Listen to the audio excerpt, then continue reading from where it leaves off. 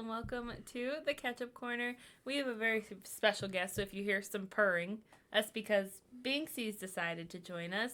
He missed us very much. He's hitting the microphone cord very precariously with his tail, and it's making me nervous because he's such a silly boy.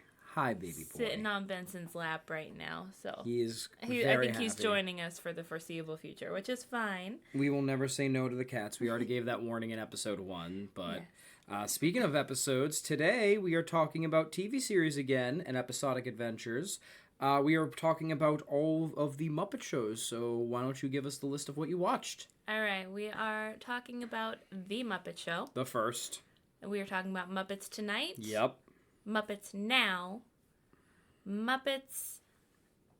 The Muppets. I was going to say, you really struggle with that one. Well, no, I was thinking of, The Muppet Mayhem. That's the one I forgot. Okay, Muppet Mayhem, yes. Yeah, Muppet Mayhem, and then just the title, The Muppets. The ABC one. Just 5. Just 5, indeed. So, which one do we want to start with? Because I have a lot to say about some and not a lot to say about others. Why don't we start in chronological order like we typically try to do? Why don't we start with The Muppet Show? The thing that basically started the Muppets mainstream as it is. The multi-series production about the Muppets putting on a live show. Like live in theater. So, do you want to explain that one a little bit to the audience for this, please? It's a skit show. A very good skit show. Yeah, it's literally just the Muppets getting together and having guest stars on and, performing skits all throughout the TV show. And it's a really fun time. My thing with skit shows in general, and this goes for all, not just for this one, is they seem like a lot of fun, like when you're watching them, like, weekly. Yeah. Like you used to do, like one episode would be on every single week. You'd come around The old format. the old format. You would just sit in front of the TV every single week at like 8:00 and watch the Muppet Show. I don't think they really work for long-term watching. Like you can't really watch it like 3-hour increments or more. I mean, at least me. That's me. I know some people can watch these episodes. I was gonna say it's okay to be wrong. I know, quite frankly. Yeah, but you watch like your little. I watch all my your stupid little shit. clips. You don't never watch full episodes in a rapid succession. But I'll be quite honest. If I had the chance to and the attention span to, without coming home from work late all the time, I absolutely would. Because again, I'm a very busy person, editing this podcast sometimes, editing my own shit, and also streaming and working 2 jobs. So where am I going to find the time to watch full episodes? I get to cherry pick. And that's like a good thing about skit shows anyways, is if you don't get to watch the full episodes, you could cherry pick your favorite skits. Like, they also, like, they have their own songs, obviously, but a lot of times the guest stars had, like, their, musical numbers. They even did songs from a time as well. I mean, there's a whole Viking parody of, In the Navy by the Village People that they do, and it's one of the earliest ones I remember. But, excuse me, I digress either way. So, this is the easiest to talk about, in my opinion. What did you think? I feel like this is the least you said. You warned me the first 2 we're going to talk about, you're going to have the least to say about, but I feel like that's a good thing because they're skit shows. And also, there's like 5 seasons in this. Yeah. There's a ton. Again, this is hard to do catch up completely, but for what I gave her for research, I feel like it was a good time either way. So Yeah, I really, really enjoyed it. I thought it was a lot of fun. Definitely like old school humor, which you'll see in both this one and Muppets Tonight. Oh, but boy.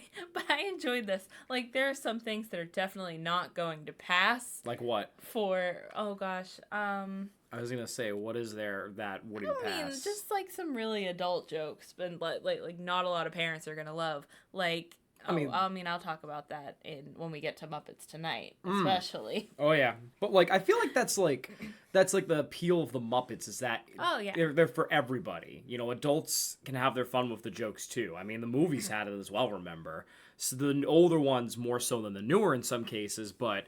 There were some cases where that was the situation, but okay, I see where you're coming from, I suppose. I did like watching this too because it's really fun to see where the Muppets came from. Like this was the first Muppet One of the first, show, yeah, and getting to see like Miss Piggy look so different. They changed that puppet, I think, by the 90s. So different. Like, I think the puppet was changed around the 90s especially. I think they still had that same puppet in the 80s for a bit, if I remember. But the Miss Piggy we know is the current puppet. She's been through a couple iterations, I remember. But I think that's, like, the most interesting thing. And, like, the voice was different, too. But that's also because Frank Oz did a lot of the voice work for her, especially. So, and you can hear it. You can hear Yoda-isms in there, so that's my take on that. But either way, it's so crazy to think about how far they've come since that time. I mean, even the guests, like, looking back at the guests, Mark Hamill, Elton John, I think, did they have Julia Roberts on there, I'm pretty sure? I saw Julie Andrews. Oh, yeah, no, I'm sorry, Julie Andrews. I keep mixing up celebrity names. I'm so good about these shows and movies, but I'm bad at celebrity names. How am I such a fraud they had a lot. successor? They had a lot of really, really, really fun guest stars. And they didn't always stick to what they do best. They got to expand out of their dominion sometimes. And sometimes they got to parody their own stuff. Mark Hamill got to parody Star Wars and play himself and his twin brother, which is really fucking sick. I thought it was a silly thing. I thought it was a fun thing making fun of his acting and all that stuff and just Star Wars in general. Elton John, yeah, he performs his numbers, but he really got to be himself and experiment with different angles of his artistry with this. Like Crocodile Rock, greatest thing in the world for that one. They done, Lime in the Coconut, turning the hospital room into a jungle. There's a lot of skits I could point out, but I want to talk about what you watched with your limited time. What did you enjoy about the skits you saw? What made the Muppets and the Muppet Show so good in this, like, limited watch party? What made them so good, in your opinion? I mean, they're just fun. It's classic Muppets. It's just I don't really know how to describe it because I did only have time to watch a couple of episodes. I would have watched more, but there's a ton. Yeah, I forget how many there are exactly, but there's a shit ton. Oh, there's 5 seasons and all of them have 24 episodes. Okay, yeah. So do the math right there. So yeah, I only got to watch a few, and I really wish I watched more, especially because I watched these first, like, at the very beginning, and then, like, I watched some of the other shows. I will say some of the other shows stood out way more than this one, so I don't think I have a lot to say about it in general. Wow. But wow. I still had I had a really good time. Whoa. That's insane. Well, I have a lot more to say about the other shows. I mean, I guess. I feel like the skit shows are the easiest to say because they stand out for being Muppet shenanigans and implementing how great puppetry is and how amazing Jim Henson was at his craft. Like, they're actual people in a way. Yeah, and I feel like this is a really fun way to do a skit show. Yeah. Like, you see all kinds of skit shows with, like, live-action actors all the time. Hey, whoa, don't diss Key and Peele. What the hell? I'm not dissing anybody. I'm just saying it's not an original idea. When you take it and you make it the Muppets... I mean, I guess and that's fair. it just makes it even more fun. That's fair, I have nothing against skit shows. I do like a good skit show. Yeah. Which, in my notes, I accidentally made the K look like an H, and definitely am going to say shit show at least once in this episode. Well, it's great because the Muppet Show literally is a shit show. Sometimes they don't even know what the hell's going to go on. There's the part where, like, Miss Piggy got fired for arguing with Kermit. And that was great while the snoozers were on stage. You know what? Let's talk about the best part of what makes the skit show unique as well. Audience interaction. Audience interaction. And by audience interaction, I mean 2 very specific people, Statler and Waldorf. Oh, I love them. They are amazing. Even in the most boring Muppet production, not that there is one, but even in the most boring Muppet productions, they are always a guaranteed laugh. Oh, they're great. Their writing is always on peak. My favorite clips will always be watching Statler and Waldorf compilations, and it's great. Sometimes they don't even need to say anything. They just shake their heads and fucking leave, and it gets a ride out of me because they're so funny. Like, you're looking at Statler and Waldorf pull out random guns and go, let's put this show out of its misery. It's so great. They are genuine parts. And they get to interact directly and harass some of the Muppets, too. Like, there's some genuine beef with these guys. Fozzie Bear is, like, the biggest one of them all. Fozzie Bear and Statler and Waldorf have the biggest ongoing beef of all time. Yeah. Who is your favorite Muppet in this show? You have to pick one that you've watched so far. Is it Animal? Animal's always my favorite. There is no other favorite. Did he appear much in the episodes? that you watched? No. Okay, now you have to actually think outside the box. Okay. Out of the episodes you watched. Out of the episodes I watched. Who's like the best? I feel like there's a good answer to this. Other than Statler and Waldorf, let's think outside the box here. I'm a Miss Piggy stan. Okay, yeah. I was going to say Gonzo. Also Gonzo. I do love Gonzo, but I think I've adapted an appreciation for Miss Piggy through this watching experience. We'll get to that later for sure. Oh my god, I have thoughts. She has thoughts. She texted me at 9 a.m. I have words. So, okay, this is the easiest show I feel like to talk about. What is there an episode or a guest you didn't like from what you watched, or felt like didn't give their all to the Muppets? Or do you feel like everybody was giving their all to some degree?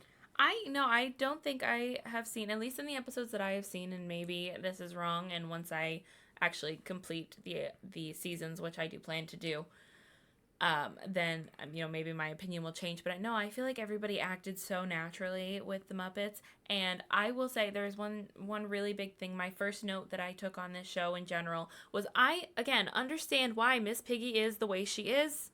Because the very first episode that I watched, he's asking a guest star for kisses. Oh, yeah. Yeah. He's asking a guest star for kisses. And then literally in the very next clip, Miss Piggy is saying, I love you, asking him for, love. And he's just like, oh, okay. It's just like Manhattan. I understand why she is the way she is. And it really pisses me off. Kermit is a player. No, he's not. He's a frog. He is a player. He's a frog. And I have thought, I cannot wait till we get to the Muppets. Oh, well. But I think we're saving that for... That's second to last. Yeah. Because we have, Oh, man. No, not second to last. Third to last. Because technically, that's going to be up after the next one. So, is there anything else about the Muppet Show? I mean, the theme song is always a banger. There's no fucking doubt about that. So, that's always a guarantee. But is there anything else you want to say about the Muppet Show? I feel like this is a good guarantee of, even if you didn't watch the whole series, you get a general idea. Every episode's unique for their guests, obviously, but I feel like this is one of those shows where you didn't need to watch all episodes. You got it just going in, and it's one of those themes where I feel like this is the theme where when it comes to TV shows, other than Fraggle Rock, obviously, which is always a great one, but it's also episodic in a way. I feel like you don't need to watch the whole thing to get the gist, which is good, because it's a warm-up, I feel like, for the shows where I'm gonna make you watch every season an episode. If we get to Star Wars, you can't watch the Clone Wars through one season, 2 seasons, and not expect to, fully understand it because it evolves. There are plot points in seasons 1 and 2 that are evolved at the final season. There are plot points in the fucking... to go back to Star Wars specifically, not including other shows I'm thinking about for other themes that we have, there are shows that plot point to other TV shows. Star Wars, there's a plot point from season 2 and 3, and that comes back big time in another show that has recently aired. There's so much, but I feel like we got lucky with Jim Henson, because even when you finish Storyteller, the smaller episodes, episodic seasons, even watching those, I feel like you didn't need to watch all of them except for two, the Muppets and Mayhem, because even though they could have been there may be sometimes an overarching story every once in a while, it's not carrying through. It's an episodic guest by guest thing. So I think that's a good thing. And it's, again, I feel like it's great to see where they started. Wholeheartedly. Uncle Deadly, Sweetums, Kermit, obviously, Fozzie Bear, Gonzo, Statler, Waldorf, seeing all of their antics. Especially now that Uncle Deadly, is such a huge part of this cast. Seeing how he was a ghost tale of haunting the theater originally is crazy to think about. It's such a 360 to what his character is now in, current iterations. But it makes for a good comparison. And, again, everything stands on their own. Do you have any guests that you feel like you haven't seen yet that you want to see or, watch an episode for? I can't remember all the guests, but I'm sure they had one. Are we including Muppets Tonight in No, this? this is just specifically this one. No. Okay, because you didn't care about those eras. No, I mean, I did. No, there are you don't give a definitely shit. Some it's okay. guest stars that I'm excited to get to, but I know they've already been on the Muppets. Like what? Like Julie Andrews. I love Julie Andrews. That's okay. But I didn't get to watch her episode. Oh, right. Okay. So, I mean, what special guest did you get to watch that you really like? Oh, man, my phone's on the other side. I don't remember.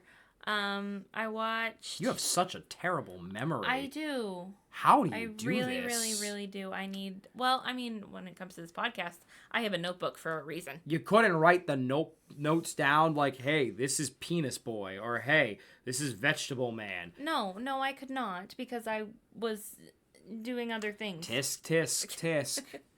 Tisk, tisk. Rita Moreno, I think that's one of the ones that I watched. That's a good one. I enjoyed her. I had watched her in One Step at a Time. I thought she was really, really, really good in that. Don't mind me. Banks is just sitting down behind us. He's getting ready for his podcast. He sat in front of us and then and now behind he's sitting us. in the back. He just wants lovin'. He likes being our third guest without being it, but okay, that's fair enough. So why don't we jump right into the evolution of the Muppet Show? They went from a live theatrical production to a staged TV show, Muppets Tonight. Take it away on this one. Okay, I don't know if you're gonna yell at me for this. Okay, wait, you gotta explain what it is. It's a skit show, but explain the differences. You explain the differences. No, you watched it. I literally only watched like 3 episodes. What are you talking about? Wait, really? Yes, because I just started it today. Shame. For shame. You suck. Well, okay. You're a disgrace to the Muppets. No, You're a Muppet. No, the Muppets movie. Let's tell them why I only watched 3 episodes. We were supposed to film this episode tomorrow. Oh, brother. We ended up going out with friends tonight, so I didn't get to watch as much as I wanted to. However, we also have plans tomorrow. So instead of filming this episode tomorrow, like we should have... It's not like we would have had time for more episodes. We would have. I would have watched until I went to bed. No. Yes. You mean like in 10 minutes after this recording and I hear... I could stay up till midnight if I want to. Anyway, I didn't have time to watch any more than like 4 episodes. I feel like you get the gist of Muppets Tonight, though, much like the Muppet Show. But explain Muppets Tonight. I knew more of the characters in this one. Okay, explain the differences, though. The host is Kermit the Frog. The host is different. So the host is Clifford. Clifford, yes. Clifford, that's his name. Clifford, yep. The funky... catfish dude, as Kermit calls it. Yes. Because when I think it was the Garth Brooks episode where Clifford was like, if you weren't such a froggy, weird looking thing, I'd kiss you right now. And Kermit goes, if you weren't a purple and pink tailed catfish looking thing, I would allow it. They had a weird dynamic. But basically, Kermit's the producer of the show and takes a back seat compared to being the host. He's still a big part of it, but it's Clifford who usually... You remember him from Jim Henson Hour. He appeared a couple times. I do. So, he always had a role with the Muppets, but it wasn't as prominent until they gave him the role of host, a talk show host, technically, for Muppets Tonight. Okay, not even talk show. Think SNL. Think Saturday Night Live. He was that kind of host. It was that kind of parody show. And instead of Statler and Waldorf being in the crowd, they would watch from home on their TV, and it was great. So... there's that. That's like the main difference, though. Other than a lot of underrated Muppets getting the stage. Like Miss Piggy doesn't appear as much. Fozzie doesn't really appear as much. Gonzo's there for sure. But like there's some forgotten Muppets they don't use. Like Seymour the Elephant, who's Pepe the Prawn's best friend. Andy and Randy, the pigs. Those guys get a good... this is the era where a lot of those Muppets got a lot of underrated spotlight. Andy and Randy played a huge part in Muppet Vision Theater, which was retellings of fairy tales from the day that I used to have on VHS. And I think you can find on YouTube. They were part of a big Three Little Pigs production with Miss Piggy. But, Bobo the Bear resurgence, bringing back also from Muppets from Space, Dr. Von Neuter, and getting a lot of shine. Like, there's a lot of underrated Muppets that aren't used as much anymore, if at all, that got a lot of shine. I mean, going into the next, getting into the Muppets later, I mean, Andy and Randy are background characters in the Muppets a lot of the time. So, I'm really intrigued to see your thoughts on this, because it's a whole other format, or it's the same format, different coat of paint. And I'm dying to see what you think of it. I think I enjoyed this a little more than the Muppet Show. I want to know why.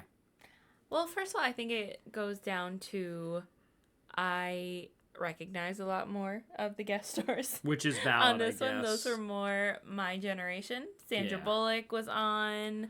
Garth Brooks. Garth We Brooks. mentioned that one. They had a couple more. Billy Crystal, Crystal, Larry King. which is where we'll talk about the more adult jokes because they got away with parodying a scene from When Harry Met Sally, and it's that scene. But instead of faking what Sally was faking, she was faking a sneeze. Well, they also got away with an adult joke in the Sandra Bullock episode, too, that we can go into. But we'll get there when we get there. That's also another thing about Muppets Tonight. It was a lot more topical about the TV around it, quite frankly. Seinfeld was mentioned a couple times. Seinfeld was So, mentioned. I really... What else did you like more about Muppets Tonight compared to that? I think it made me laugh more. Like, yeah. I like anything that can, like, I will smirk or maybe, like, I'll giggle, but, like, not a lot of things make me, like, laugh out loud. Right. And this had me actually laughing out loud. The Muppets... The Muppets showed, I don't feel like I laughed out loud as much. Is there a reason why for that? No, I don't. Really? Not off the top of my head. I don't know. I feel like the humor styles are a little different, so maybe it's a lot more slapstick and tongue-in-cheek for Muppet Show. Muppets Tonight is a lot more our generational humor. Yeah, Like it's like Elmo in Grouchland, where Bert deadpan goes, "Titanic was a sad movie, Ernie." When Ernie said, "No one wants to see a sad movie." Yeah, I can see that. So I feel like that's a reason for it, which is interesting because I want to ask the next question: who's the better host, Kermit or Clifford? Oh, that's tough because they have very different hosting styles. Which would you prefer, though? I feel like you're gonna really piss someone off if you choose one answer. But like, there's got to be something. I mean, I think it's nice to have somebody different hosting because it can't be Kermit all the time. No, but I wouldn't necessarily say he's a better host. Really? Or Clifford's a better host. I can't choose. You have to pick. I can't. I'm going to make you pick. No, because there are some questions that I've asked you that you refuse to pick. I've picked eventually with some cattling and prodding. So I don't think so. Come on, you got to pick. I can't. Okay, why? Because I think they both just have very different styles, and it's unfair to choose. You just don't want to pick because you're a little pussy baby bag bitch. No. Yes. Because I think they both have very good styles. That is such bullshit. Okay, Listen. what do you like about the styles then, I guess? Maybe we'll get the answer from that. Well, maybe we'll get it from there. You have to have something. I can't because we're used... Okay, if I had to choose, I guess I would choose Clifford because it's different. Because it's something different. It's good The Muppets to see. Fandom is going to crucify I'm okay you. with it. Listen, I love Kermit, and I love when he hosts things. But it's nice to see somebody else stepping into that role and giving Kermit a break. Because we have seen many, many times, Kermit needs a fucking break. He breaks down a lot, actually. Yeah. He needs a break. He breaks down a lot. All right. So what do you like about Clifford's style? What is it about Clifford's style that resonates? There has to be a specific reason. I don't know. See, when you ask me this question, but I can't really... When I don't really have an answer, but you're forcing me to answer the question, yes. I can't answer it. You have to. But, I can't. You had plenty of time to think about this throughout the week for each show. Yeah, but I didn't know that was going to be a question. You need to learn the unexpected with me. You are disappointing me so bad. I am just wagging my finger like a disappointed mother right now. Shame on you, Chowder. We got to get to that show eventually. You're bringing back my trauma. Trauma, yeah. Can't tell me you're disappointed in me. I am actually not. Not on the internet. Not on the... Mom, Benson said they were disappointed in their co-host. And their wife. Yeah, that too. But I listen, I bring the good questions. I feel like you should be prepared for this. That's a skill issue. I probably should have been. That's a skill issue for me. But I'm not. Skill issue. I can't answer it. Who do you prefer? Oh, probably Kermit. I feel like Kermit's chaotic antics and snappiness make for a good show host, especially because I've been there. I've been there, girlfriend. Kermit gets it. I think you relate to Kermit more. I'm always having a fucking manic episode. Yeah, you're right. I like the chill, laid back vibes of Clifford. Yeah. He's not even really that chill, laid back though all the time. No, but he's not like Kermit okay level anxiety. Okay, when you put it that way, yes, that's a fair point. I guess I could see it. I mean, I'm fine with both. He's like a good, tough but fair leader. Yeah, I guess I see it. You know, I guess I can respect that. I mean, I like both, so I can't complain either way. So, okay, talk to me about the humor then, about the skit show for the Muppets Tonight. How was that? It is a lot more adult. And it was Yeah. on Disney Channel. They got away with that skit. I'm looking at Benson. We're sitting in the kitchen because I was making something. And Was that what you were reacting to? yeah. I didn't hear a single thing because I was washing dishes and I heard the water. I just heard you going, No, this is on because Disney it's- Channel. It's on Disney Channel, and they got away with that. And it wasn't just like a normal chew, sneeze. It went through the motions. Yep. It was not a sneeze. I was thinking the baby Seinfeld one. Oh no! Because no. Okay, let me step in with Seinfeld knowledge, because there's an episode of Seinfeld where they all agree to try not to masturbate for, I think they're the original No Nut November, but I forget if it's a week or a month, but either way, they're trying not to masturbate. And in the parody, they go, whoever poops their diaper last wins $10. And yeah, that's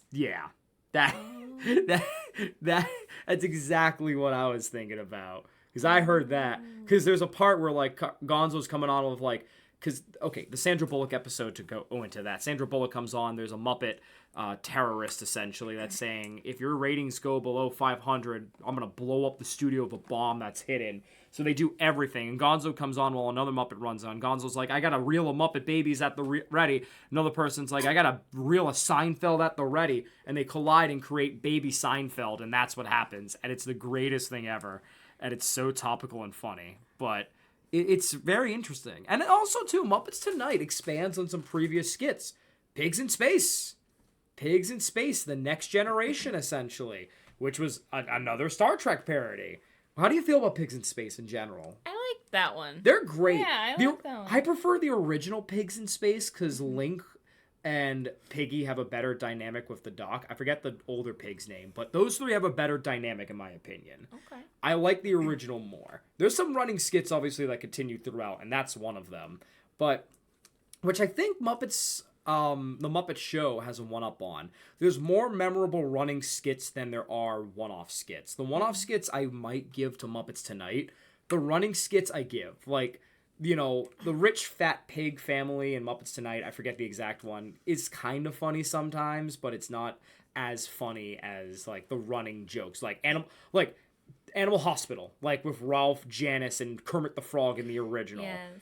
That's one of the best skits of all time. Those are great. The original Pigs in Space, amazing. Next Generation's good, but it doesn't hold a candle to the original. And I feel like you're kind of agreeing with that, it looks like, you know? Which was your favorite running skit, if you had to pick one, out of the limited few you saw? Like, any of them. I think I like Pigs in Space. Pigs in Space is great, isn't it? That It's was so fun. good. Link is such an underrated, dumb himbo character, and it's so funny in retrospect. Animal Hospital is one of my favorites, because Ralph is such a sassy, nonchalant doctor, and it's the greatest thing ever. And it's one of the rare instances Ralph gets, like, big shine when he's not a piano player, you know what I mean? Because that's his main thing, is he plays piano. So, it's a great time nonetheless. I also give the musical numbers to the original Muppet Show, in my opinion. I like Muppets Tonight's guests, but the musical numbers are much better in the original Muppet Show.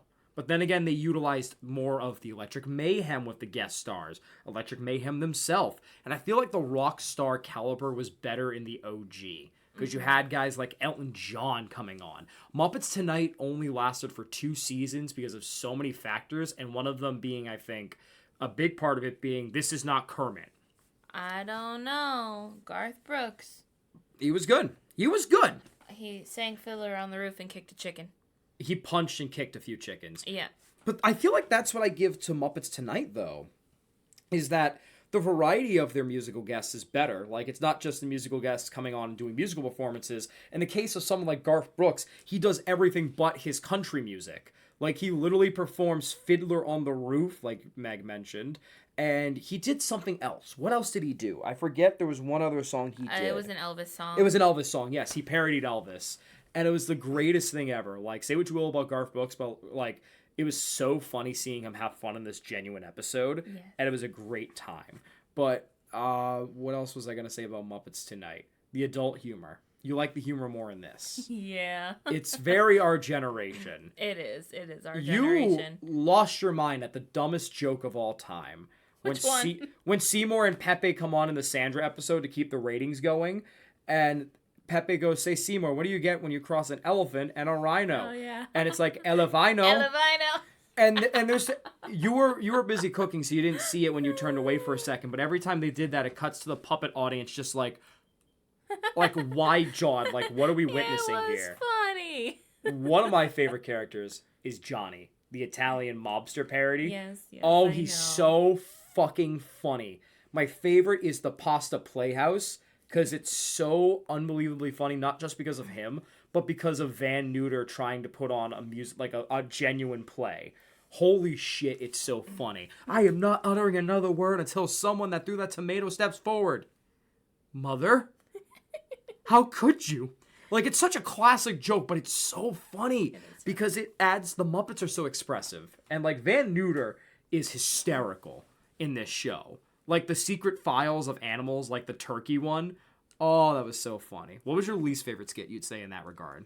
And if you have to pick a least favorite, it seems you enjoyed all of them, but what is a least favorite? I can't choose a least favorite. None of them? I can't. You can't? I mean, it's the Muppets. They don't really produce bad stuff. Well, in general. Should we move on? I feel like you have more to say about Muppets Tonight first. No, I don't have Maybe. any more to say about Muppets Tonight. Well, I got a question. How do you feel about Statler and Waldorf's backseat as hecklers compared to being live in the show in the first series? Yeah. I mean, I think it's funnier when they're in the audience. Yeah. Because, like, you can't be a heckler if you're just watching from your TV. Yeah. It doesn't have the same punch. I mean, it made me laugh. Oh, they're funny But, as like, shit. you don't get that reaction of, like, seeing how the people that they're heckling are reacting. Yeah, And then very. sometimes Not that often. adds to it. Not often at all. Yeah. I guess then we can go on to the next show. Yeah, I feel like we could talk about these two shows forever, and we're already at 30 minutes. Yeah. Let's go into chronological order, I guess. Let's talk about the Muppets. This is where the Muppets really tried to take advantage after their revival of being a part of media culture at the time, and they parodied like the Office format that you would see a lot. Parks and Recreations, The Office itself.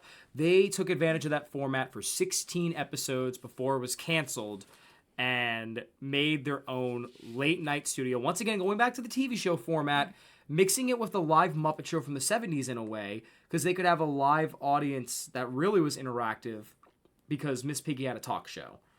And that's like the surface value. There's an overarching story to this. It's not a skit show.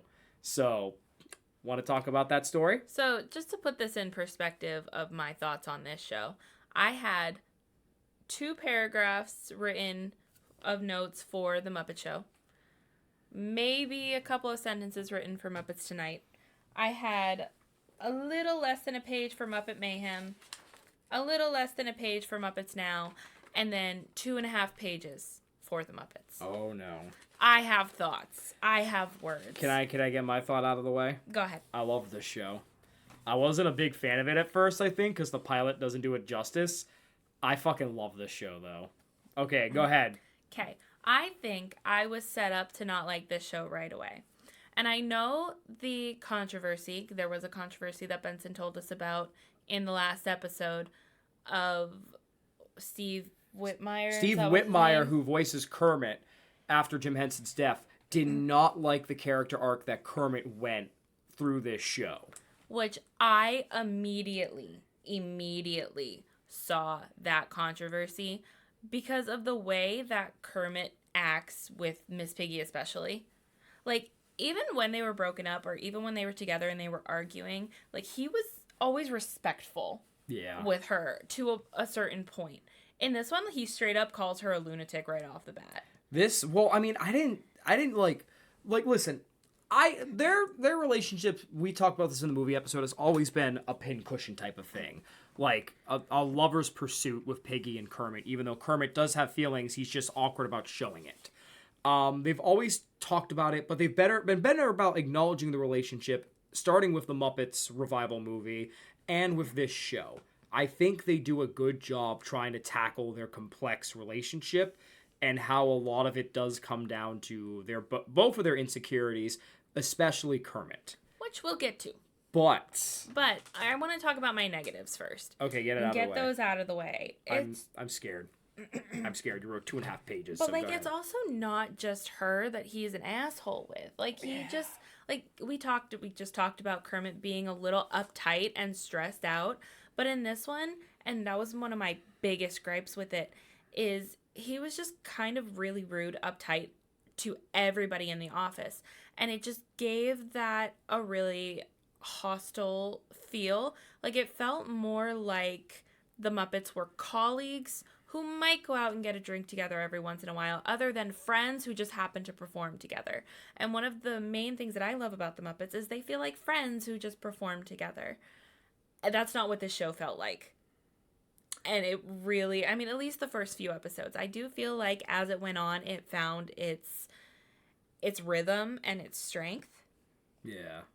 But it definitely felt strained at first. Like, you didn't get that lovable camaraderie. You just got the, I feel like the hijinks, but I feel like you didn't get it with certain groups. Yeah. Certain groups. But that's the thing, groups. Yeah. There was never groups. There weren't cliques in the Muppets. Yeah. I mean, other than the Electric Mayhem. But I mean, sometimes there were. It depends. Sometimes there were, depending on the episodes and skits. But there definitely was groups more here, it felt like, which I do get. I mean, but then again, to go back to the strengths of the friendship and how Rizzo and Gonzo were the original pair, and then Pepe and Gonzo became the newer pair, they had all three in this show being absolute homie G's. Yeah, that's fair. Like, they were, instead of pitting Gonzo against those two, he made them all homies, in a way. The Electric Mayhem. Scooter and Electric Mayhem were an interesting dynamic I never thought I needed in my life.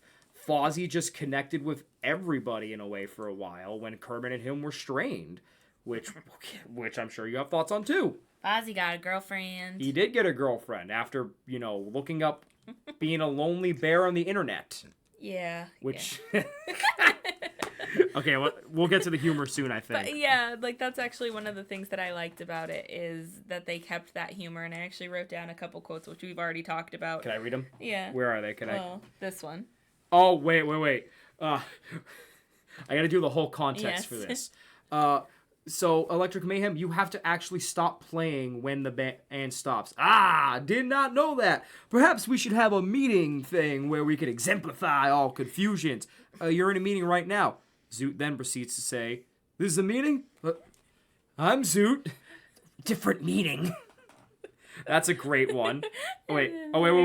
Bobo the bear, coming back, being a goat, basically is trying to sell cookies so his daughter can win a bicycle. And Scooter goes, "Well, why don't you try Electric Mayhem?" And he goes, Hey, yeah, those guys are always happy. Yeah, legally now. There's that one. My favorite quote, I'm going to read this one off my head, okay? The Electric Mayhem get in a fight with Kristen Chenoweth, I believe it is. Yeah. So, I hope I said the last name right. I always screw it up. My celebrity's kryptonite. But, they get in a fight and everything. First of all, it's because Floyd and Janice are cuddling together, and Kristen goes, "Are you guys a couple?" And Janice is like, "I'm my own lady." And Floyd's like, "I shut my Tinder down for you." And... Dr. Teef's like, "She's no one's lady because she used to be my lady." And he's like, "You never told me about this." And he's like, "I'm not allowed to explainify my past romantical relations. This is my band." And then Janice is like, "Your band, this band belongs to the universe." And Dr. Teef is like, "Oh, is that so? Well, maybe next payday the universe can write you a check." And then Animal just goes, "You guys get paid?" I love Animal. Which then causes them to argue, and at some point they pull over, and Floyd's against Dr. Teef for the main fight, and he goes, "You know what your problem is? You think the whole world revolves around you, when it doesn't. It revolves around the moon, which is why we have winter." Oh, is that so? Well, I'm no astrophysiologist, but I know this is for certain. You can get yourself back in the van, or I drag you by your mustache. I feel like half the quotes you have are just electric mayhem. Oh, yeah. I mean, I only wrote down 2 because otherwise I would have had the whole notebook full of just the show. I mean, even Gonzo, fucking Rizzo and Pepe during the episode where, like, they're all supporting Piggy's tail showing from a costume malfunction and telling people not to be afraid of who they are, even though the network's trying to shut it down, which is ironic now, actually, and how things don't change. But they're handing out pigtails to the audience because there's no legality saying everyone else couldn't unveil their tail. There's this girl just wiggling her ass with a tail, and Pepe's just like, you see what I see? And Rizzo's just like, I think we just became activists. Occupy our jacuzzi. It's such a good show when it comes to the humor. Okay, let's get your other negatives, though, before I start quoting the show front to back. I feel like there's more negatives that you had there at any point. Oh, I see you put your finger up. I see all. They fucking shot Statler. they fucking... Okay, please explain before some Muppet fan who's been out of the loop goes, they assassinated the old guy? The geriatric man? Okay. Please explain it better. Because you can't just say they fucking shot him in a podcast. I can do. It's like the equivalent. I just did. It's like the equivalent of the Sleepycast podcast where they would go, they hit the Pentagon! Okay. They shot him with a t-shirt gun. But, oh my god, the poor guy. I for sure thought he was dead. And I literally turned to Benson and I'm like, if they kill him, if he dies by the end of this fucking show, I am not watching anything Muppet related. Waldorf barely went through it, which is so funny to me. It was just Statler. Just Statler. Well, I mean, I feel like Statler had the best zingers of the two, so it was throughout their history. And in that episode, I thought that one was really interesting. This isn't a negative or anything, but I thought it was a really interesting choice because I think that's the first time we've ever seen them separated. Yeah. Because Waldorf did not go to the hospital to visit Statler because I guess he has a thing about hospitals. One of the very few times. Because he fell asleep in the waiting room and they thought he was dead. He woke up in the morgue. That was the background for it. That's why he didn't go visit him in the hospital. That's another great quote. But, yeah, I think that's the first time we've ever seen them separated. So I think that was a really, really interesting choice. One of the few times that I can remember in my head. There's times where they flee the show, but one of the few times they, actually, do it. Oh, my God. And some weird character dynamics, too. Like Sam having a crush on Janice. I really think that, because you asked me and it had been so long, but I really think it started in that show. Yeah, I don't remember him I hate that dynamic. I think it's so weird. It's fucking creepy. I mean, hey, listen, I also have kind of a crush on Janice because, I love her. But she's great. But I don't think he would love her. Like, she literally goes against everything he stands for. You know what? I was going to bring it up. You know what it reminds me of? It's like that uptight college conservative that does weed one time and suddenly thinks he's cool and hangs with the liberal hippies. Yeah. But his views will not change, so he's creep. There's literally a part where they all went to karaoke and afterwards they were all having a hangover the next day. And Sam's just like, I'm glad to see you made it home safe last night. And Janice goes, oh, wow, how do you know I made it home? And he goes, oh, I mean, you're here. It's not like I followed you closely in my car. Yeah. It's so fucking weird. It's uncomfortable. I don't think it fits his character. Sam went from one of my favorite background characters for his parody of America First type of thing to being exactly what I hate. Like, this man had some great lines back in the day. And even then, he had a great scene in this show where in the same pigtail conversation, because he's one of the network heads, he basically tells Kermit, you are ruining the integrity of the show and not taking it seriously. The million parent associations outside protesting this second. And Kermit goes, 1,000,000, but all I see are 3. Which is true because they did protest this show actually, thinking it was too adult for Muppets. Which is crazy to think about. I mean, it had adult humor. I didn't write down any quotes. Well, it was more adult than the Muppet. It was more direct with its adult humor. But it's a parodying The Office. You're not letting your kids watch a parody of The Office. Why would you? And even then, it's a family because it's still technically PG. Yeah. So it's more direct with some of its adult humor, but it's still to a point where kids won't get it. Like being legally happy. Yeah. Unless you're telling your kids about smoking weed directly, then I don't know. But that's just me. I don't think I have an issue with letting my kid watch it. No, I don't and think I I would. think. All right, we'll get to some of the good things, and then we'll get into the drama. So we're getting into the bad, the good, and then the drama. Because we have I have because the thoughts. overarching story is the drama, and the overarching story is Kermit and Miss Piggy. But let's get to the good. Yes, I still felt like the live action or like human actors were on point. Like there was never any issue with them. Mm-hmm. I definitely laughed out loud, like, and I feel like it definitely found its footing, like throughout it. For sure. Like don't think the pilot did it justice. Like if you only watched the pilot and didn't continue on with it, go back to it. It finds its footing later on. Kermit does start to feel a little bit more like Kermit. I'd argue 2 episodes in is when it really finds its footing. Yeah. 2 or 3. It starts to find its footing a little bit. They start feeling more like the Muppets. You know, they all start coming together a little bit more. It's a real shame that it didn't do that from the beginning, though, because it's only 16 episodes and then it got canceled, and I'm sure that was a big part of the reason. Yeah. It just took too long to find its footing. Yeah, that's true. So what do you think about this? I liked it. I did like it. And by the end, with the cliffhanger it ended on, I do wish we got another season. It's a great Only show. because of the drama. All right, now let's talk about the drama. Wait, that's it for the good? Wait, that's it? Most of my good is with the drama. Oh, boy, here we go. All right, I'll let you take the reins. I'm going to shush. The drama. In this, Kermit's dating a new pig. Her name is Denise. She's a very sweet Southern Belle pig, the exact opposite of Miss Piggy. Mm-hmm.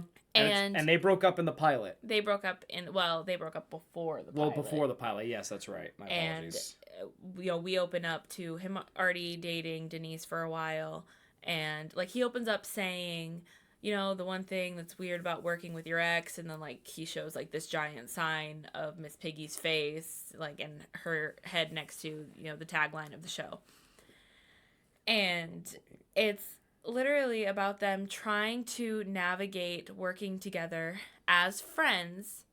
And one of the things that I wrote down, Miss Piggy is a better woman than I am. Yeah. Because Benson and I have always said, if we break up, we will be friends. And yes. I plan on sticking to that if anything happens. However... I unless the severity of the situation is there, I plan on that too, yes. Yes. However, I'm not helping you pick out your new girlfriend a birthday gift. No, that's not happening. We're good.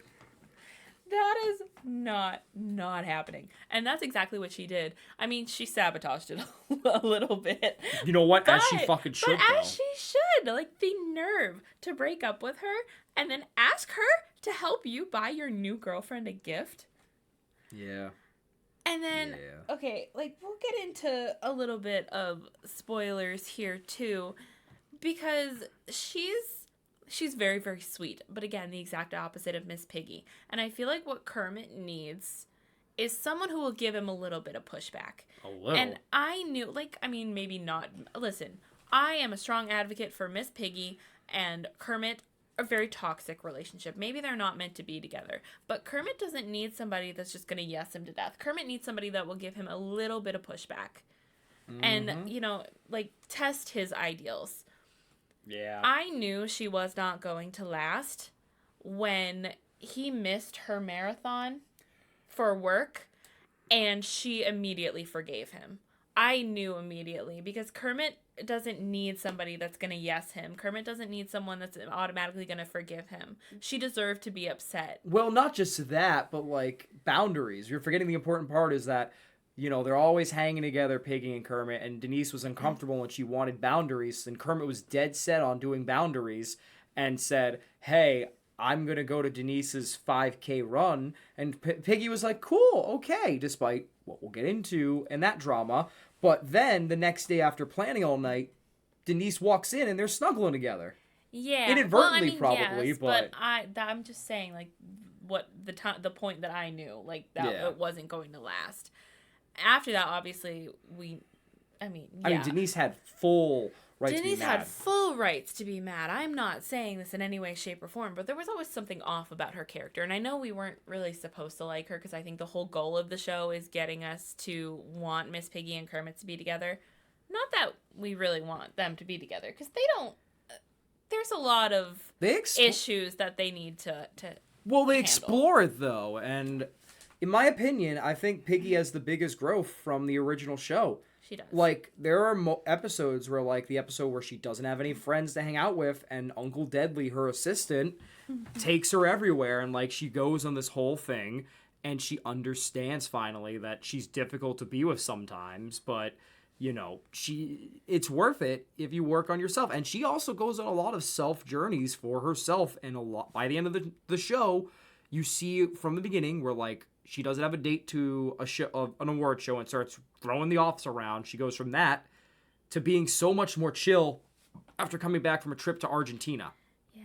She had the best character growth, in my opinion. She did. And then, okay, again, spoilers, but the end episode, and I'm trying to, like, rapid fire this because we still have 2 more shows to talk about. The end episode at 9 a.m. or, like, 9:30. Benson gets a text from me. That's how they fucking ended it? Just say the spoilers. Let's do the final episode. The final episode, Denise has officially broken up with Kermit. And again, it's for a good reason. She asked for boundaries. He kept working through the night.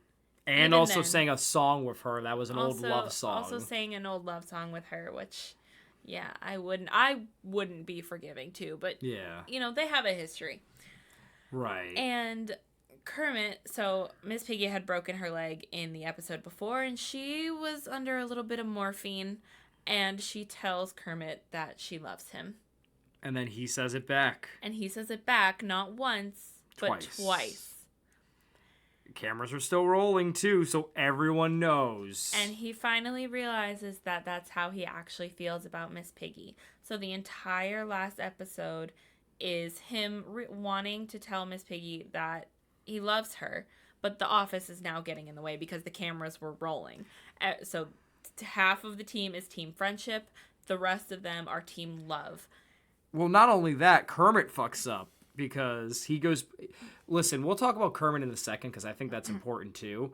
I feel like this is important because Kermit, despite all the hiccups to his character arc, he started to turn around, it felt like, a little bit discreetly in the last few episodes, despite his major fuck-ups, including one big one that I agree with Steve Whitmire about in regards to the arc, which we'll get to.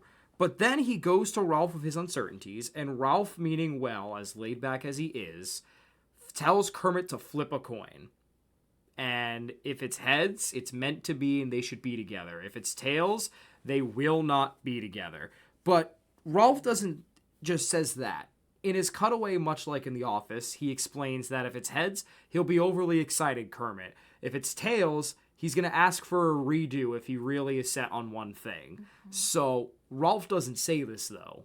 Being the I will let you do your thing and give you advice friend that he is, tells Kermit to flip a coin, and then word gets out. And as Piggy's unsure about everything, Fozzie lets it slip that he probably didn't even need that coin flip to decide he still loves you. And that sets everything off until he, like, tries to fix it again by showing everybody's team love as she flees for a vacation. Yep. Which then ends on Kermit getting on the plane, saying, again, the best character growth of him at all, saying that he knows it's risky, he knows it's scary, but he's ready to talk about it. And then Miss Piggy took something, and she fell asleep before she could fully start a conversation. So they end up flying to Thailand, I think it is. And Pepe, being Pepe, snuck on the plane and is there basically like, hey, the two of them alone, it's going to be a disaster. So I'm going to make sure everything goes well because love. And that's where it ends. And that's where it ends. And honestly, I'm so proud of Miss Piggy, and I felt for her that episode because she had gone through it. She was sick of being hurt by Kermit, and that's a big theme throughout all of the Muppets things is Kermit can't commit. And they really nailed it on the head in the Muppet movie they did, and this show. And it's a damn shame that we may never get that satisfying conclusion. I know. Because in the Muppet Haunted Mansion special, it seemed like they were together again, if not closer than ever.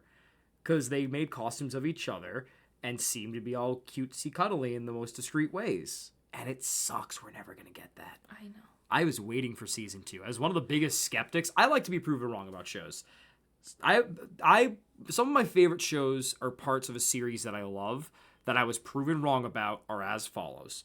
Muppets ABC and Pokemon Sun and Moon. Did not feel confident about them at first since it was different and weird and felt wrong.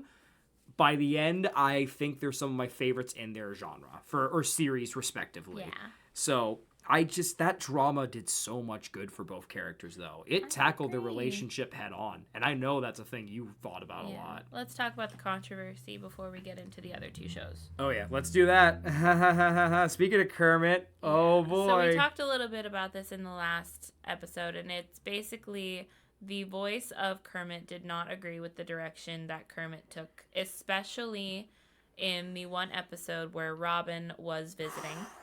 Robin, if you don't know who he is Kermit's nephew. Mm-hmm. And his parents are in the middle of getting a divorce. And the one thing that he has relied on in the past year is Miss Piggy and Kermit's relationship being intact and healthy. Yeah. So instead of telling him the truth, which Kermit would have done, Kermit decides to just let him think that him and Miss Piggy are together. Mm-hmm. And ultimately, of course, he ends up finding out that that's what happens. And while he's disappointed, he does understand. Mainly because of Miss Piggy and her growth. Yes. I agree with Steve so many points. Like, the end had such promise to bring Kermit back around because there are very small moments sprinkled throughout the series, especially the later episodes, where you feel like he's finally turning a new leaf on character development. Ironically, Piggy's character progression was bold and in your face and obvious. Kermit's was the very little things. But it also took such leaps, no pun intended, leaps back with stuff like the Robin episode. My God, Kermit, dude. The coin flip, the fucking Robin episode. Steve is right. I don't know how you feel, but that's not Kermit. Lying to Robin, no, that's not Kermit. The coin flip, I feel like, is Kermit because he literally is Wembley. That's true. He cannot make up his mind ever. And it's like, he's been with Piggy forever. That's true. And I don't know, I feel like, not to get all personal here, but knowing exactly what Miss Piggy's going through, I've been there. I've been in that kind of relationship. Me too. It's not for the fucking weak. No, it ain't. And it brings out the worst side in you. So yes, Miss Piggy is a lot to handle, but you're not making it any easier on you. You either are done with her or you're not. Mm-hmm. Don't put her in that fucking position because we really see a new side of Piggy in this show. And I'm really sad we didn't get to see it more because we see how hurt she was by Kermit. And yes, like, she has also hurt him in the past. Mm-hmm. Like, it's no secret. Nope. But to see her be that emotional and that broken down by it, you can see the turmoil it brings to her. And yes, like, she's done and said some things too. And like, it's both of them. It is really. Both of them. But you don't see Kermit break down like Miss Piggy did. But they got their growth, it felt like. Like, they really weren't afraid this time to tackle that type of thing. And it was great. I just also hated, though, how they handled Kermit's side of it.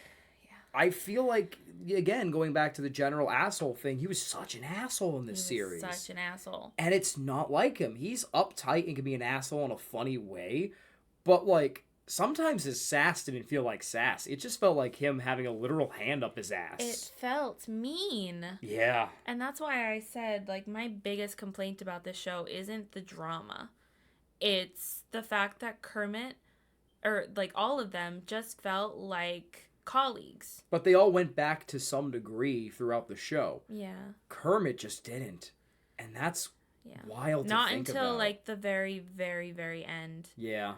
That's true. That is true. All right, we're already at an hour. We should move on to the No, next I want to talk show. about Uncle Deadly because he's the greatest fashionista of all fucking Well, we time. could talk about him in Muppets Now too. I love Uncle Deadly. He is my favorite new era Muppet main cast member. He's so fucking funny, and he's the fashionista we all deserve. One man show of Clueless.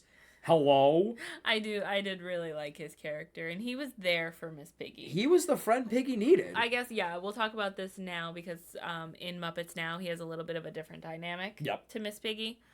So in this one, he's literally one of the very, very, very few friends that she has. And yes, they work together and they're colleagues. Like he's her assistant. He's her assistant, but you see a softer side to that as it goes on. Like, he really is her friend. Yep. And that's what she starts to realize. And that's where her growth kind of starts to escalate a little bit, is when she realizes that he is her friend. And then he fed the penguin martinis. Penguino. Gloria Stefan. That's the penguin's name. Yes. It was the wildest thing ever. But, yeah, any other thoughts on this show? I think I don't have anything else. It's a great show. I like it. I love it even. It's a genuinely phenomenal show, in my opinion, that had a lot of bumps, one or two character moments, but by the end, it found its footing, and I feel like if there was a second season, if it didn't underperform, I feel like it could have been better from the get-go. I know, and I think that's definitely what stinks. I think more people should have given it that chance so it could have continued, so it could have gotten better. I also think Disney never gave it a chance, which I guess we'll get to when we get to the end of all that. Maybe we'll talk about that in a wrap-up since you're already stickling about time. But I'm not stickling about time. I mean, it is 11 o'clock. Yeah, that's true. I need to work tomorrow, but... Let's just get into the two shows real quick then. We'll talk about the treatment of the Muppets for the wrap-up. We'll save that. We got a lot to say about that. We got a lot to say in the wrap-up. It's going to be a long episode. All right, give us Muppets Now, please. All right, Muppets Now is another skit show. It was during COVID. And which, again, we watched during COVID. We did. We did see, we saw a couple of episodes, and it's exactly what it sounds like. So instead of it being like a stage skit show, they took a new social media approach. And it's literally Scooter gathering videos of all of the Muppets doing their own thing and uploading them to the web. And everybody's got their own skits.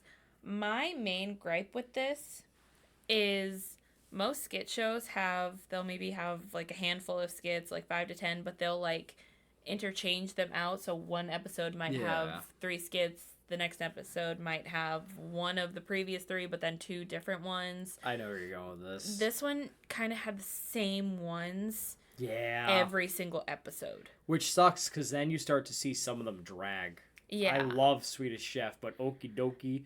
Oh, man. That was actually my favorite Muppet skit of all time.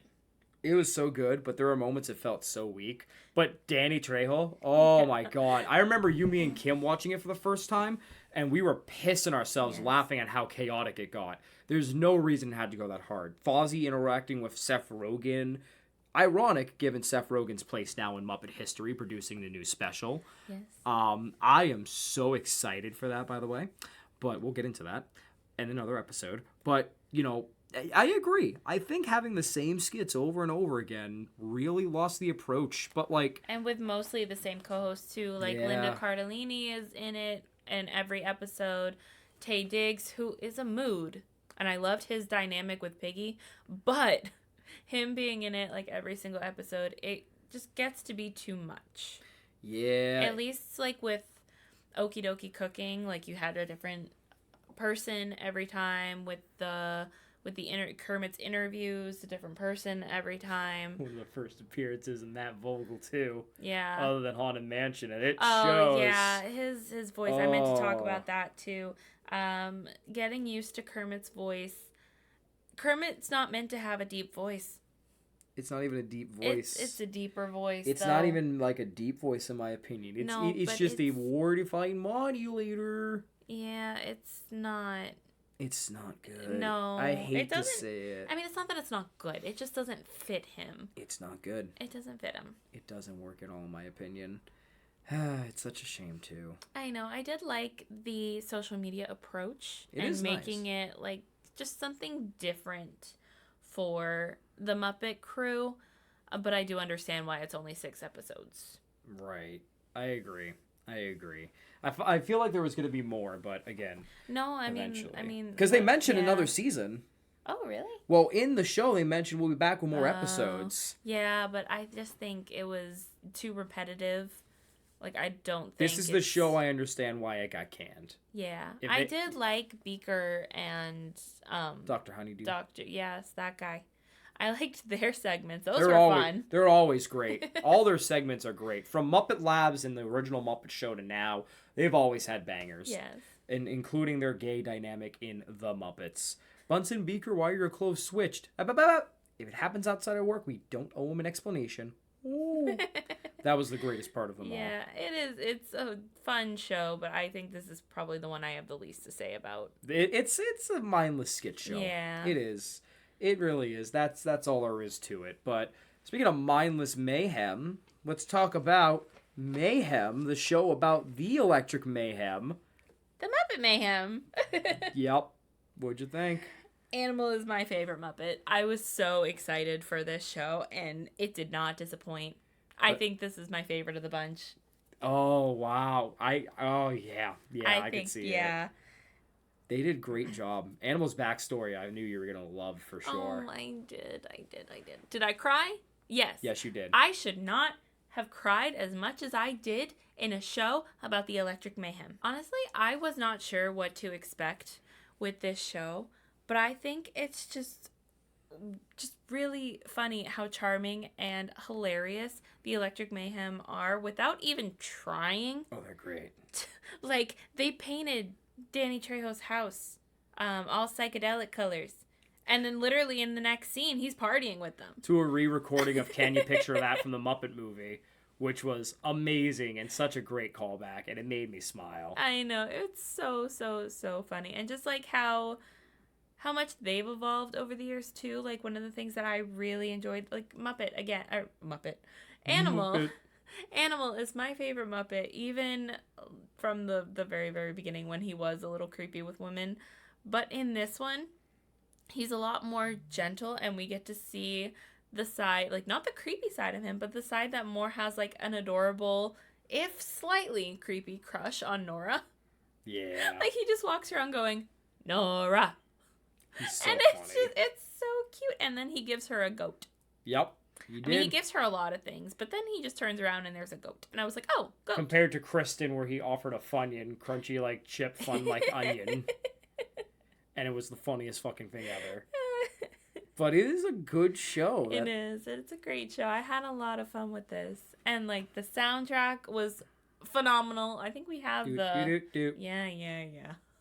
Do we have the We have the right? vinyl, yeah. Oh, good. I'm glad, because I can't wait to listen to it.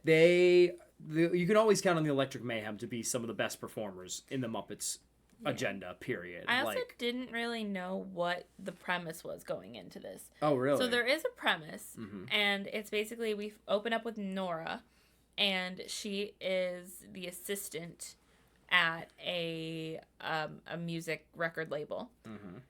And they're dead, they're dying, but she has such a passion for it, she does not want it to die, and she ends up looking through old records and finding out the Electric Mayhem was supposed to record an album. Yep. And they never did. They took the money for it, but they never recorded the album.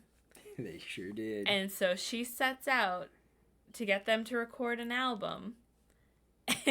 And so they agree, and like it leads to this whole 10-episode series on all of the Muppet chaos, and you know how the Dead Mouse appeared. It was so funny seeing them be like, "It's so hot, I think I'm gonna pass out," with their own dead mouse heads.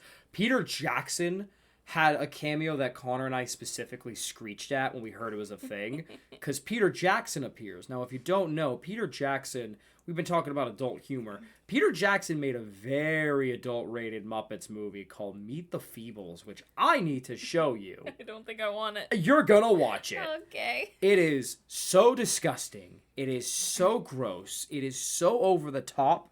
It's so bad, but I love it because it's so fucking chaotic. And it's so horrible. Like, How are you gonna tell me? This might be a little graphic. How are you gonna tell me the final act is a fox singing about sodomy, while a hippo who is pissed off that, the one that runs the show, a walrus that she was in love with, was cheating on her with a feline, and finally dumps her and goes, fuck you. She goes on a murderous rampage, lighting up the entire studio while this song is going on. So while there's violins playing about sodomy, everyone's getting shot. So, yeah, that's the Feebles. And they made a reference to that. Like, fucking Floyd just goes, yeah, we haven't seen you since we met the Feebles. And then Jackson goes, yeah, 2 of them are in witness protection program and the rest are in jail. And Lips fucking shudders. Like, that is the greatest thing of all time. I don't care about anything else. When I heard that was a reference, I screamed, and I was like, there's no way they brought that back. And now, for what it's worth, the Feebles now have a mainstay in Muppet history, and they are canon, and that is equally funny and horrifying at the same time. The full movie's free on YouTube, I think. Go watch it on YouTube if you haven't. And when you do, come back and let me know how you're traumatized from it, because let me tell you, shit was weird. Shit was weird, dude. But I like the cameos in this too. I also liked the cameos. I mean, I liked the main characters too. I liked Taj Mowry is one that I had not heard from in forever. He nailed it. Lily Singh, who started out as a YouTuber, actually did a phenomenal job in this. Loved. I'm using the word phenomenal a lot. It's it's. But I get what you mean, though. But no, it's such a great show. It's definitely my favorite Muppet show of the bunch. And I'm so glad. Like, this show literally brings back the meaning of the Muppets. Yes, absolutely agree. Oh, I loved it. And the meaning is the Electric Mayhem, baby. Yes, who just goes into the mayhem, or the Electric Mayhem. So they started out as Dr. Teeth and the Electric Mayhem. But then Dr. Teeth realizes during a fight, like, oh man, what did I do? And changes the name to the Electric Mayhem. And it feels like such a turnaround moment. And I love it. And I really wish there was a second season. I do too, but honestly, I'm not mad that it's only 10 episodes. And I can see why it's 10 episodes. They set out on a mission, and they accomplished that mission within the 10 episodes. Mm-hmm. If they brought back a new season, they would have to do a whole new storyline. I agree. And that would either make or break the show. That's also a fair point, which I agree with. There's only so much you can do with them trying to create an album. And don't get me wrong, like, I definitely want more of the hijinks. World tour. Yeah. World tour. I would love that. My favorite episode, because it featured Animal the most, was the one where Animal ran away. Yep.